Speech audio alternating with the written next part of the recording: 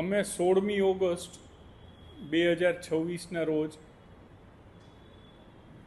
Officer staff selection કમિટીની meeting રાખી હતી. 16મી August એટલા માટે રાખી હતી કે રજાનો દિવસ હતો. વર્કિંગ ડેમાં જો રાખીએ તો એક આખો દિવસ બગડે અને વર્કિંગ ડેમાં બાકીનું રૂટીન કામ ડિસ્ટર્બ થાય. માટે 16મી ઓગસ્ટનો અમારો રજાનો દિવસ પસંદ કરીને રાખ્યું હતું, જેને લીધે કોર્પોરેશનનો રોજબરોજનું કામકાજ ડિસ્ટર્બ ન થાય. કમિશનરશ્રીએ જે ભલામણ કરેલી હતી, સિલેક્ટ કર્યા હતા એમને, અને વેઇટિંગમાં જેમના નામ હતા એ કેન્ડિડેટને બોલાવવામાં આવ્યા હતા અને એમનો ઇન્ટરવ્યૂ લેવામાં આવ્યો હતો.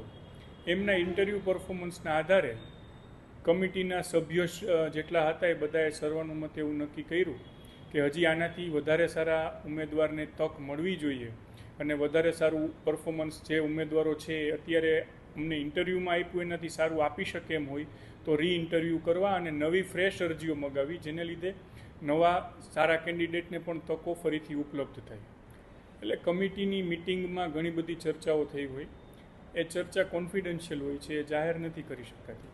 અમે જે અમારો ઠરાવ લખ્યો એમાં તાત્કાલિક શબ્દ વાપરો છે, જે કમિશનરશ્રીને અમે ઠરાવ મોકલ્યો એમાં એવું લખ્યું જ છે કે તાત્કાલિક અસરથી નવી જાહેરાત આપી અને ફરીથી ભરતી કરવામાં આવે.